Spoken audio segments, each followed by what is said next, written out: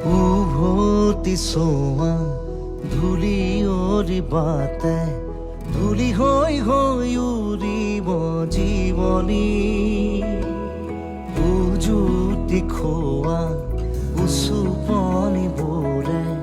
ছবি হৈ হৈ কবহি কাহিনী